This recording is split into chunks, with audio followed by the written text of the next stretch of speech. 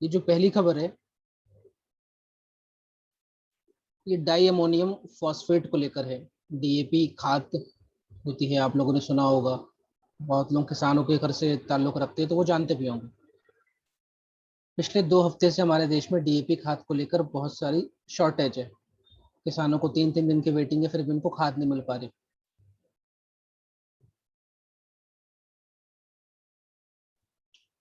असल में अभी हमारे देश में रबी सीजन चल रहा है। रबी सीजन में हम बेसिकली गेहूं और जो सरसों है उसकी फसल लेते हैं। और हमारे देश में आज से 40 साल पहले ग्रीन रिवॉल्यूशन आया था, हरित क्रांति आया था। और हरित क्रांति में हमने अपने देश की पैदावार को बढ़ाने के लिए हाई यील्डिंग सीड्स का उपयोग किया। मतलब ऐसे बीजों का उपयोग किया जो कि ज्यादा उपज देते हैं। और इन बीजों को सफल बनाने के लिए हम लोगों ने हमारे देश में पहली बार यूज करना शुरू किया केमिकल फर्टिलाइजर्स। तो लगभग 40 साल से हमारे देश की जो एग्रीकल्चर है वो फर्टिलाइजर पर डिपेंडेंट है बहुत ज़्यादा। और हमारे देश में सरकार जो सब्सिडी देती है उसमें सबसे बड़ी सब्सिडी फर्टिलाइजर सब्सिडी की आती है। मोटे तौर पे अगर सरकार अगर 100 रुपये कमाती है तो उसमें 50 पैसे सब्सिडी देती है फर्टिलाइजर सब्सिडी में। ये जो फर्टिलाइजर है ये हमारी मिट्टी में जो न्यूट्रिएंट्स हैं उनकी कमी को दूर करता है। बेसिकली जो हमारी मिट्टी होती है उसमें नाइट्रोजन, फास्फोरस, पोटेशियम की कमी देखी जाती है। इसे हम शॉर्ट फॉर्म में एन कहते हैं, इसको पी कहते हैं फॉस्फोरस, और इसको के कहते हैं।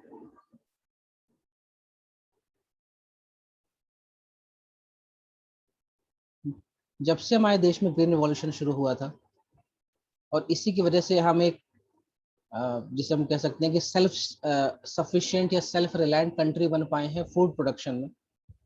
एक वक्त ऐसा था कि हमें अमेरिका कनाडा से गेहूं मंगाना पड़ता था। आज हम दुनिया को अपने फूड प्रोडक्ट्स बेच रहे हैं। ये तो ग्रीन रिवॉल्यूशन का एक सराहनीय इसे कहते हैं रिजल्ट है। लेकिन इसके साथ हमें डिपेंडेंस मिली फर्टिलाइजर की, कि किसान बिना खाद डाले नई बीज डाल लगाएगा ही नहीं, नई फसल लेगा ही नहीं। देश में अभी रबी का सीजन चल रहा है और रबी में सबसे इम्पोर्टेंट क्रॉप कौन है? गेहूं और मस्टर्ड यानी सरसों।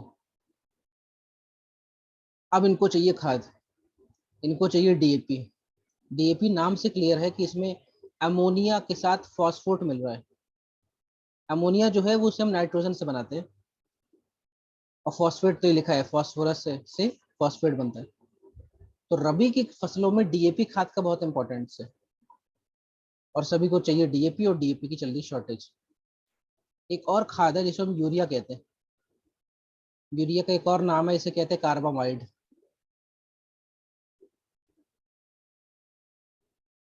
देश में सबसे ज्यादा जो फर्टिलाइजर उपयोग मिलाई जाती है वो है यूरिया। सेकंड नंबर पे आती है डीएपी। अभी देश में डीएपी जो खाद है उसका शॉर्टेज चल रहा है। और शॉर्टेज इसलिए भी है क्योंकि ये जो खाद बनती है, फर्टिलाइजर्स बनती हैं, इसमें हमें लगते हैं जो फॉसिल फ्यूल है उससे ये बनती है। फॉसिल फ्यूल मतलब जीवाश्म ईंधन, जिसको हम पेट्रोल डीजल कहते हैं। तो इन फॉसिल फ्यूल से हम बनाते हैं फर्टिलाइजर। हम देखते आ रहे हैं कि समय के साथ फॉसिल फ्यूल का जो रेट है वो बढ़ता जा रहा है। तो फर्टिलाइजर बढ़ाने के बनाने की जो कीमत है वो बढ़ती जा रही है।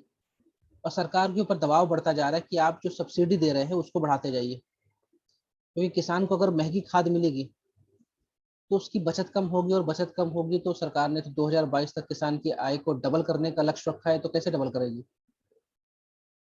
अभी हमारे देश में यूरिया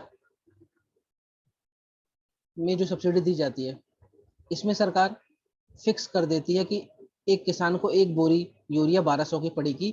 इसके ऊपर जो भी लागत आ रही वो सरकार वहन करेगी। यानी यहाँ पे जो फाइनल प्राइस है किसान के लिए यूरिया में ये सरकार फिक्स कर देती है। बाकी डीएपी में वाली जो सब्सिडी उसमें सरकार ने ये कहा है कि हम एक निश्चित अमाउंट देंगे प्रति बोरी, इसके बाद जो भी कीमत आएगी वो किसान भरेगा। यानी सरकार की सब्सिडी के बाद भी डीएपी की जो कीमतें हैं वो ज़्यादा ही हैं। अगर एक तुलनात्मक अध्ययन करो तो यूरिया पिछले 10 साल में सिर्फ 14% उसका रेट बढ़ा है, और डीएपी का पिछले 10 सालों में 450% रेट बढ़ गया। यानी जो चीज़ 10 साल पहले 100 रुपए की थी, आज 450 की है, सब्सिडी देने के बावजूद। तो हमारे देश में सरकार ने पिछले ये 1 दशक पहले एक सब्सिडी स्कीम निकाली थी। इसका नाम था nutrient based subsidy scheme, CNBS भी कहते हैं। यानी किसी मिट्टी में नाइट्रोजन की कमी है तो नाइट्रोजन वाली खाद बस ले, वो उसमें सब्सिडी मिलेगी। कहीं फास्फोरस की कमी है तो फास्फोरस वाली खाद ले, कहीं पोटेशियम की कमी है तो पोटेशियम वाली ले। यूरिया सस्ती है, इस वजह से हर किसान यूरिया का उपयोग ज़्यादा करता है, क्योंकि उसकी जेब पे ज़्यादा भार नहीं पड़ता। डीएपी महंगी है, इसलिए इसका उपयोग सोच समझ के किया जाता है। सरकार ने 3 साल पहले एक स्कीम लाई थी, उसका नाम था सॉइल हेल्थ कार्ड। यानी हर किसान अपनी जो मिट्टी है उसकी गुणवत्ता की जांच करवा सकता है और उसका एक कार्ड बन जाएगा, और उस जांच से ये पता चलेगा कि उस किसान की मिट्टी में किस चीज़ की कमी है, और जिस चीज़ की कमी हो वही वाली खाद ले और वो डाले और अपनी फसल ले। ऐसा नहीं कि फ्री में या सस्ते में यूरिया मिल रही तो हर तरह की मिट्टी में यूरिया ही डाल रहे हैं। तो इस पूरी न्यूज़ से आपको ये ध्यान रखना है कि डीएपी क्या है, यूरिया क्या है, सब्सिडी क्या है, न्यूट्रिएंट बेस्ड सब्सिडी क्या है, यूरिया का इतना उपयोग क्यों होता है, डीएपी का उपयोग कम क्यों होता है। क्लियर हो रही बात? रिप्लाई कर दें।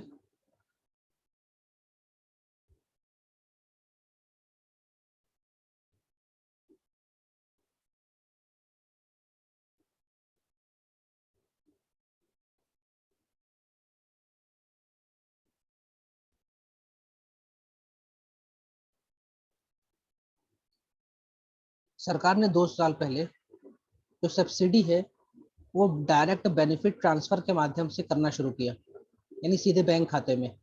लेकिन किसके बैंक खाते में? डीलर के, जो खाद बेच रहा है। लेकिन इसमें भी कई सारे फ्रॉड हो रहे हैं। डीलर खाद किसी और को बेच देता है किसान के बदले, और तो भी उसको सब्सिडी मिल जाती है। तो सरकार अभी इस चीज़ में विचार कर रही है कि ये जो पैसा ट्रांसफर करते हैं क्यों ना सीधे किसान के खाते में करें। किसान के खाते में करेंगे तो ये भी कंफर्म रहेगा किसान ने खाद ली है। अभी जो डीबीटी होता है वो डीलर के खाते में होता है, लेकिन भविष्य में यानी 6-8 महीने में ऐसी प्लानिंग है कि अब सीधे किसान के खाते में किया जाए। मतलब किसान, जिस तरह हम गैस सिलेंडर लेते हैं और जो भी एक्चुअल का सिलेंडर है वो हम पे करते हैं, बाद में सब्सिडी आती है, ऐसा ही अब सरकार खाद में करने वाली है कि जो भी एक्चुअल रेट होगा वो किसान को पे करना पड़ेगा और बाद में उसके खाते में सब्सिडी आएगी, चाहे वो यूरिया की हो या डीएपी की।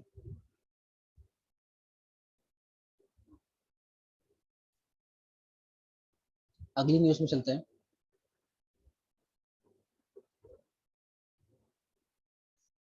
अमेरिका में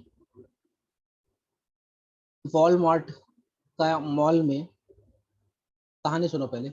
अमेरिका में वॉलमार्ट का मॉल था। वॉलमार्ट, भारत में भी इसके मॉल हैं। आप लोगों ने बेस्ट प्राइस का नाम सुना होगा, बेस्ट प्राइस वॉलमार्ट का है। तो वॉलमार्ट के मॉल में एक रूम फ्रेशनर बिक रहा था। ये रूम फ्रेशनर केरला की एक कंपनी बनाती थी और बिग अमेरिका में रहा था। एक व्यक्ति जिसको ये बीमारी हुई थी, ये अस्पताल में गया और वहां पे 5 दिन बाद वो मर गया। तो वहां की जो सबसे बड़ी हेल्थ एजेंसी है उसको कहती है सीडीसी। सीडीसी ने उस व्यक्ति के पूरे घर की हर एक चीज की जांच की, हर एक चीज की गहराई से जांच की, और उन्होंने पाया कि इसके घर में जो रूम फ्रेशनर है इसके अंदर एक बैक्टीरिया मिला जो ये बीमारी के लिए उत्तरदायी है, रेस्पॉन्सिबल है, और इसी बीमारी की वजह से वो व्यक्ति मर गया था। तो वहाँ की सरकार ने वॉलमार्ट को बताया कि भाई इस स्प्रे में ये बैक्टीरिया मिला है, तो वॉलमार्ट ने इस रूम फ्रेशनर को अपने पूरे मॉल से हटा लिया, जहां जहां बिक रहा था वहां से हटा लिया। अब हमारे लिए इम्पोर्टेंट ये है कि बीमारी क्या है, होती कैसे है, और इसमें कौन सा बैक्टीरिया जिम्मेदार है। भारत का एंगल है, इसलिए ये न्यूज़ बहुत ज़्यादा इम्पोर्टेंट है। तो हम बात कर रहे हैं मेलियोडोसिस की। ये बैक्टीरिया से होने वाली बीमारी है, और इसका एक और नाम है वाइट मोर डिसीज। इस बीमारी में जो लक्षण है, जो सिम्टम्स है, वो सामान्य है कि बुखार आ रही, सर दर्द आ रहा है, चक्कर आ रहे हैं, वॉमिटिंग हो रही है। लेकिन सबसे खास जो सिम्टम ये है कि शरीर के अंदर, मतलब शरीर के भीतर सूजन होती है, शरीर के भीतर फोड़े फुंसी हो जाते हैं। भीतर मतलब हमारे अंदरूनी स्किन में, ऊपर स्किन में कुछ नहीं दिखेगा कि अंदर पस बन रहा है, उसमें फोड़े हो रहे हैं, फुंसी हो रहे हैं, और धीमे धीमे वो हमारे शरीर को अंदर से खोखला करके मार देता है। इसकी जो फैटेलिटी रेट है, फैटेलिटी शब्द आया है, कितना घातक है ये, तो ये 40 से 60% है। मतलब अगर 100 लोगों को होगा तो 40 से 60 लोगों को ये मार देगा। तो अभी तक आपने ये जाना कि ये एक बीमारी है और ये बैक्टीरिया से होती है। इसका दूसरा नाम व्हाइट मोर डिसीज है, और ये न्यूज़ में क्यों आई थी ये अभी अब तक क्लियर हुआ। अब बात कर लेते हैं उस बैक्टीरिया का नाम।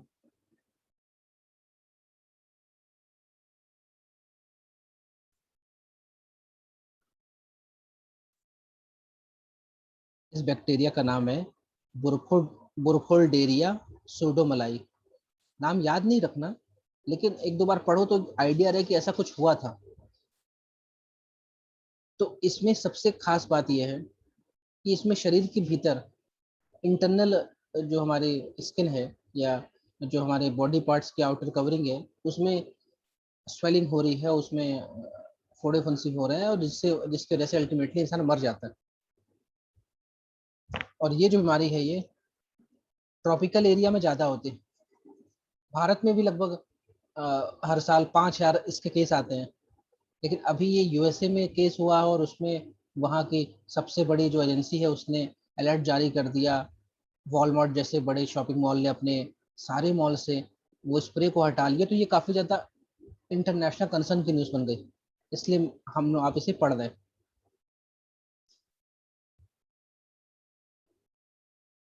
चलिए अगली न्यूज़ में रिप्लाई कर दें।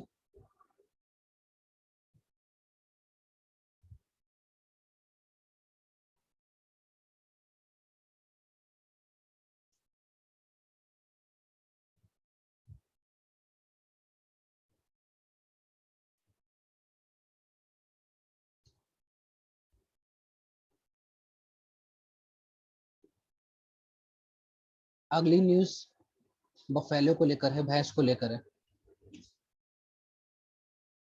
हमारे देश में इस बार इतनी बीमारी इसलिए पढ़ा रहे चंचल, क्योंकि एमपीपीएससी में मेंस में जो पेपर 3 है वो साइंस एंड टेक का है। वो क्वालिफाइंग पेपर है, और वो 300 नंबर का है। और उस पेपर में हेल्थ से जुड़े हुए टॉपिक बहुत सारे हैं। और मेरा ये मानना है कि अगर वो पेपर क्वालिफाई नहीं किए तो मेंस कॉपी चेक नहीं होगी। इसलिए मेरे सारे करंट अफेयर्स की क्लास में ज़्यादा ज़्यादा जोर रहेगा साइंस एंड टेक वाली न्यूज़ पे। ठीक है, तो ये जो न्यूज़ है ये भैंस भाई साहब को लेकर है। हमारे देश में आईवीएफ तकनीक से बन्नी प्रजाति की जो भैंस है, बन्नी प्रजाति की जो भैंस है उसका बछड़ा बछड़ा हुआ है। फिर से बोलता हूँ, देश की पहली बन्नी बफेलो को आईवीएफ तकनीक से काल्फ हुआ है, या बच्चा हुआ है, बछड़ा हुआ है। अब पहले बात कर लेते आईवीएफ क्या होता है। आईवीएफ का फुल फॉर्म है इन विट्रो फर्टिलाइजेशन। ये जो फुल फॉर्म में लिखता हूँ ये सब इंपॉर्टेंट रहते हैं। 3 मार्कर में आ जाएगा आईवीएफ का फुल फॉर्म लिखिए। आईवीएफ में होता ये है कि कोई भी, मोटे तौर पे जैसे ह्यूमंस की बात करें और ये मैमल्स की बात करें, इनका जो रिप्रोडक्टिव सिस्टम है वो लगभग समान है। मतलब मेल मेल का स्पर्म और फीमेल के एग मिलके बनाते हैं जाइगोट या भ्रूण। और वो भ्रूण जो होता है वो मादा के गर्भ में, मदर के फीमेल के गर्भ में, या है ना, गर्भ में वो फिर वो बड़ा होता है और लगभग 7 से 9 महीने में वो बच्चा फिर बाहर आता है। तो ये तो नेचुरल प्रोसेस। लेकिन इंसानों में भी और जानवरों में भी ये जो जाइगोट बनने का प्रोसेस है, कभी कभी ये हो नहीं पाता। जैसे हम कहते हैं गर्भ धारण नहीं कर पा रहे हैं, दिक्कत है कुछ। तो इसको क्या, ये जो भ्रूण बनने की जो पूरी प्रोसेस है, इसको हम एक टेस्ट ट्यूब में या परख नली में करते हैं। और जब भ्रूण पूरी तरह तैयार हो जाता है तो उसको कोख में डाल देते हैं, वॉर्म में डाल देते हैं। तो इस प्रोसेस को कहते हैं आईवीएफ तकनीक। कि भ्रूण यानी स्पर्म और एग का फर्टिलाइजेशन करके जाइगोट बनाया, और जब ये डेवलप हो गया जाइगोट, मतलब भ्रूण बन गया, उसमें जान आ गई, तो उसको हमने फिर गर्भ में डाल दिया।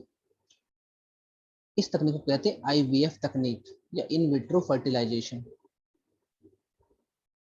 तो हमारे देश में पहली है बफेलो, जो बन्नी बन्नी बफेलो है। बन्नी क्या है बताऊंगा मैं। इसका एक बच्चा हुआ है जो कि आईवीएफ तकनीक से। ऐसा नहीं कि ये जो भैंस है ये बच्चा नहीं दे पा रही थी, हमें इस बच्चे में कुछ एक्स्ट्रा क्वालिटीज चाहिए थी। और वो भी एक्स्ट्रा क्वालिटी इसलिए कि वो ज़्यादा से ज़्यादा दूध दे पाए। इसलिए हमने ये सब एक्सपेरिमेंट किया और हमने एक नया बच्चा पाया आईवीएफ तकनीक से। ये क्लियर हो रहा है? रिप्लाई कर दे फिर आगे चले।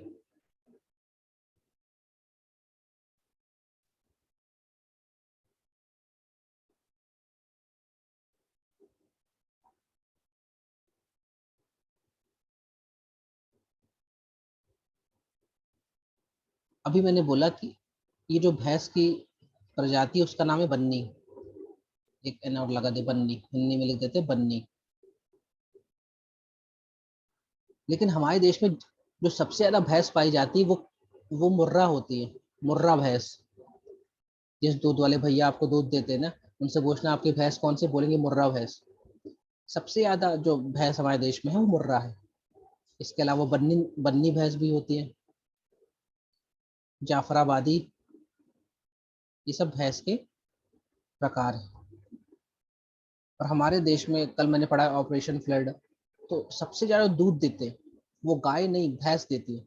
यानी इस देश में जो डेयरी में हम मिल्क प्रोडक्शन में दुनिया में नंबर 1 है, वो इन भैंसों की वजह से है, ना कि गाय की वजह से। तो ये जो बन्नी भैंस होती है, ये मिलती कहाँ है? गुजरात में। असल में गुजरात में जो कच्छ का एरिया है, जो रेगिस्तान है, वहाँ पे जो घास के मैदान है, ग्रास लैंड्स, इन घास के मैदान को कहते हैं बन्नी। एमसीक्यू में आ सकता है कि बन्नी घास के मैदान किस राज्य में मिलते हैं। और वहां पे ये भैंस पाई जाती है। और ये भैंस इतनी समझदार है, इतनी क्लाइमेट फ्रेंडली है कि दिन के समय वहाँ बहुत तापमान होता है, बहुत गर्मी होती है, इसलिए ये भैंस रात में चरने निकलती है, पूरी रात चरती है और सुबह आ जाती है अपने मालिक के पास।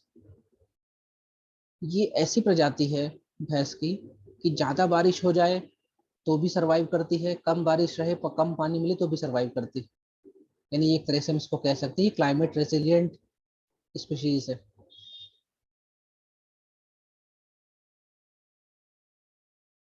तो ये बन्नी, जो बन्नी भैंस का भी प्रकार है। बन्नी घास के मैदानों को भी कहते हैं। और बन्नी आपको कहाँ मिलेंगे? गुजरात में मिलेंगे। तो ये एक न्यूज़ थी।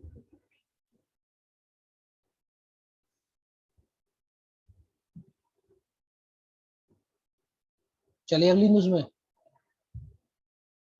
Yes sir.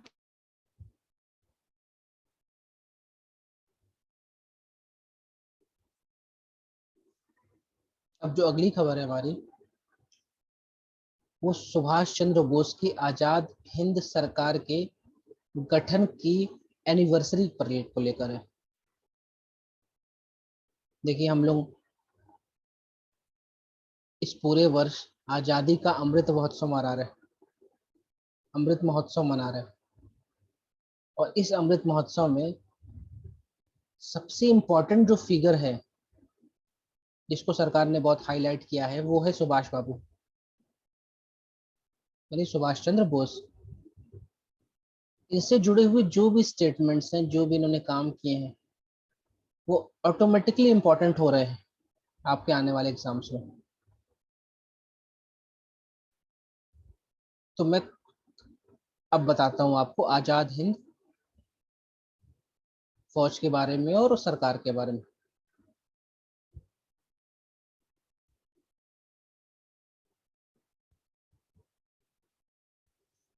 सुभाष चंद्र बोस जब सेकेंड वर्ल्ड वॉर चल रहा था तो वो दुनिया भर के देशों के पास इस उम्मीद से जा रहे थे कि आप हमारी सहायता करिए और हम भारत से ब्रिटिशर्स को बाहर भगाए।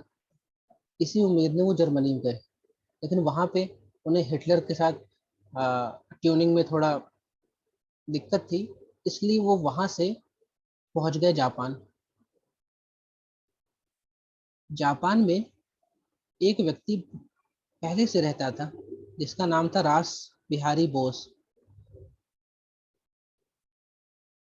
ये 1911 से भारत से भागकर जापान चले गए थे, क्योंकि इन्होंने 1911 में उस समय के जो वॉइस रहे थे लॉर्ड हार्डिंग,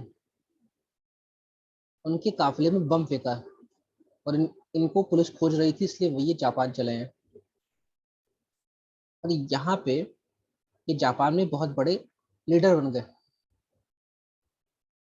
इन्होंने जापान सरकार से कहा कि सेकेंड वर्ल्ड वॉर में आप ब्रिटिशर्स के खिलाफ लड़ रहे हैं और आपने ब्रिटिशर्स को की बहुत सारी आर्मी को हराया है और उनको वो युद्ध बंदी बना लिया है। उनमें से बहुत सारे भारतीय सैनिक हैं, तो वो जो भारतीय सैनिक है वो आप मुझको दे दो, उनकी मैं बनाऊंगा फौज। तो जापान ने बोला ठीक है। सिंगापुर में हमारे पास लगभग 50,000 भारतीय सैनिक हैं जिनको हमने ब्रिटिशर से हराया है और उनको पकड़ लिया। उन सैनिकों का जो लीडर है उनका नाम था कैप्टन मोहन सिंह। तो आप मोहन सिंह से बात कर लिए और बना ले अपनी आर्मी। तो रास बिहारी बोस ने कैप्टन मोहन सिंह से बात की और बनाई क्या, इंडियन नेशनल आर्मी। लेकिन कुछ ही समय में कैप्टन मोहन सिंह का विवाद होने लग गया जापानीज ऑफिसर्स के साथ, और जापानीज सरकार ने ये आईएनए को खत्म कर दिया। फिर सुभाष चंद्र बोस जब जापान पहुंचे तो रास बिहारी बोस ने इनको ऑफर किया कि एक हमारे पास आर्मी है सिंगापुर में, आप चाहे तो उसको लीड कर ले। तो सुभाष चंद्र बोस ने वो जो आर्मी डिसबैंड कर दी गई थी, उनको वापस जेल में डाल दिया गया था, उस आर्मी को सिंगापुर में फिर से खड़ा किया और वो फिर से कहलाई आजाद हिंद फौज। आजाद हिंद फौज किस लिए लड़ रही थी? इन्हें हिंद को आजाद कराना है, यानी इन्हें भारत को आजाद कराना है। जब भारत आजाद हो जाएगा तो भारत को चलाने के लिए एक सरकार भी चाहिए होगी, इसीलिए सिंगापुर में ही सुभाष चंद्र बोस ने आजाद हिंद सरकार का गठन कर दिया। और ये इसमें रक्षा मंत्री थे, विदेश मंत्री थे, सूचना मंत्री थे, मतलब जिस तरह सरकार होती है वैसे चल रही थी। इन्होंने अपने पोस्टल स्टैम्प जारी किए, इन्होंने दुनिया भर के देशों से संपर्क साधा। दुनिया भर के 9 देशों ने इनकी सरकार को मान्यता भी दे दी थी।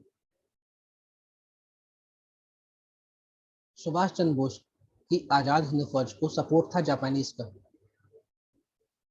तो 21 अक्टूबर 1943 को जापानीज सरकार के सहयोग से इन्होंने आजाद हिंद सरकार की गठन किया। आजाद हिंद फौज इनके पास थी। सपोर्ट जापानीज का था, और इन लोगों का अल्टीमेट लक्ष्य था कि भारत को आज़ाद करना है। इन्होंने कई सारे नारे भी दिए कि तुम मुझे खून दो, मैं तुम्हें आज़ादी दूंगा। दिल्ली चलो का नारा दिया। आप लोग इंडियन आर्मी में हमेशा सुनते हैं जय हिंद, ये नारा भी सुभाष चंद्र बोस ने दिया था।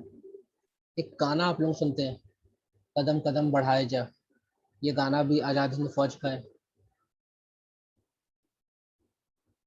तो जापानी आर्मी ने 1943 में अंडमान और निकोबार को अंग्रेजों से छीन लिया, और ये इनको दे दिया आज़ाद हिंद फौज को, आज़ाद हिंद सरकार को दे दिया कि ये जमीन हमने अंग्रेजों से छीनी है, आप इसको रखिए। तो सुभाष बाबू ने अंडमान का नाम बदल के रखा स्वराज द्वीप, सॉरी,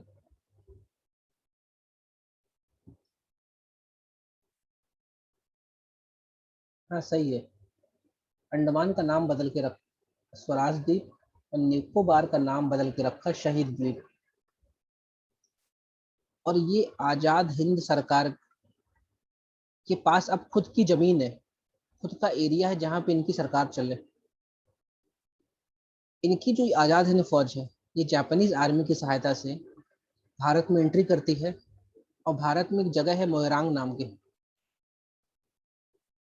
मोइरांग, ये मणिपुर में है आज। यहाँ पे आजाद हिंद फौज के द्वारा भारतीय तिरंगा फहराया जाता है। यहाँ पहुँच के वो भारतीय जमीन में उन्होंने कदम रखा, लेकिन सेकेंड वर्ल्ड वॉर में जब अमेरिका कूद गया और उसने जापान में इस पे अटैक शुरू कर दिए, तो जापानीज आर्मी धीमे धीमे वापस हटने लग गई। और ये जो आज़ाद हिंद फौज थी, ये भारत में घुस चुकी थी नॉर्थ ईस्ट में, लेकिन इन पे भी ब्रिटिशर्स एयरफोर्स ने इतने अटैक किए कि ये बेचारे हर तरफ से फंस गए। जापानीज का सहयोग था नहीं, और ब्रिटिशर्स इन पे हवाई हमले कर रहे थे। और 1943 में ही मानसून शुरू हो गया था, और मानसून की वजह से नदियां बहुत बड़ी हो गई। मलेरिया मच्छर की वजह से कई सैनिक मर रहे थे। खाने का इनके पास तक नहीं था, आर्मी ठीक नहीं थी, आर्म्स एम्युनिशन नहीं थे। अल्टीमेटली ये आर्मी भारत की सीमा में पहुंचने के बाद एक हद तक खत्म हो गई। और सुभाष चंद्र बोस को लेकर एक खबर आती है कि ये आज का जो ताइवान है, उसके पास से इनका विमान गुजर रहा था, और वो हादसे में वो भी नहीं रहे। तो सुभाष चंद्र बोस आज़ादी के अमृत महोत्सव में सबसे इम्पोर्टेंट फिगर है, जिसको इस बार की मोदी सरकार बहुत ज़्यादा हाईलाइट कर रही है। तो सुभाष चंद्र बोस से जुड़ी हुई हर चीज़ आपको याद होनी ही चाहिए। ये दुनिया की इकलौती ऐसी फौज थी, असल में इन्होंने 4 रेजिमेंट बनाई। एक रेजिमेंट का नाम था गांधी गांधी ब्रिगेड, एक का नाम था नेहरू ब्रिगेड, एक का नाम था सुभाष ब्रिगेड, और एक का नाम था झांसी ब्रिगेड।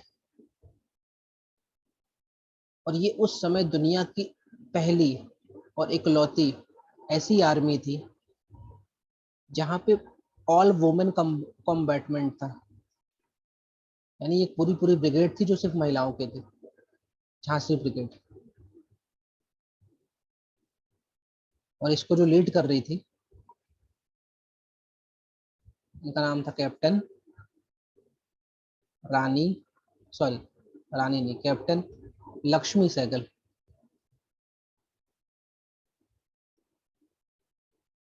लक्ष्मी सहगल, सहगल।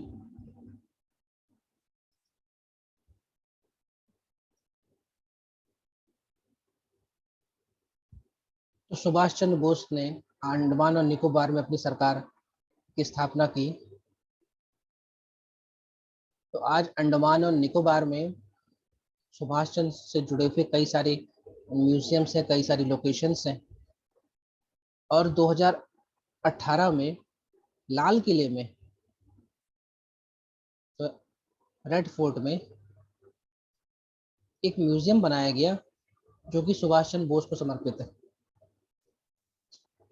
तो क्लियर हो रही बात, रिप्लाई कर दे।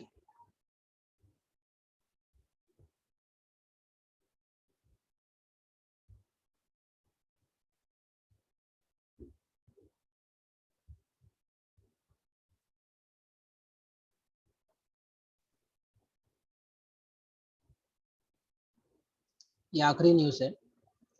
हमारे देश में एक बहुत ही होनहार कार्टूनिस्ट हुए, इनका नाम था आर के लक्ष्मण। ये कार्टून बनाते थे और इस बार इनकी 100वीं वर्षगांठ मनाई जा रही है।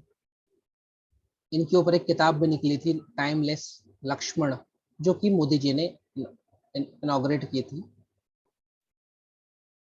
इनका ये जो किरदार है, इनके इस किरदार का नाम है कॉमन मैन या आम आदमी। देखिए ये कार्टून लगभग 35 साल पुराना है, लेकिन आज भी ये कार्टून बिल्कुल फिट बैठता है। ये पेट्रोल की टंकी इंसान को डरा रही है। तो आर के लक्ष्मण हमारे देश के सबसे बेहतरीन कार्टूनिस्ट रहे हैं और इमरजेंसी के टाइम भी ये अपने कार्टूनों के दम पे लोगों को सचेत करते थे, लोगों को आगाह करते थे। और आज भी आप देखते हैं कि कोई बड़ा न्यूज़पेपर है, उसमें फ्रंट पेज में सबसे नीचे साइड एक कार्टून आता है। वो कार्टून छोटा सा रहता है लेकिन बहुत कुछ कह जाता है। हमारे देश के one of the biggest, one of the most admired cartoonist थे आर के लक्ष्मण, जिनकी अभी 100वीं वर्षगांठ मनाई गई है। इनकी ऑटोबायोग्राफी जो है उसका नाम है टनल, टनल से नाम है कुछ, देखेंगे क्या है। ठीक है, तो ये आर के लक्ष्मण की के ऊपर जो एक किताब लॉन्च हुई है उसका नाम है टाइमलेस लक्ष्मण। तो आर के लक्ष्मण कौन है? कार्टूनिस्ट है, ये कार्टून बनाते थे आर के लक्ष्मण साहब। ठीक है, और इनके कई सारे कार्टून जो हैं वो राष्ट्रपति भवन में भी लगे हुए हैं। तो नाम ध्यान रखिएगा, इनकी 100वीं वर्षगांठ सरकार मना रही है। तो अब रिप्लाई कर दीजिए फटाफट। सुभाष बाबू के पॉलिटिकल गुरु कौन थे?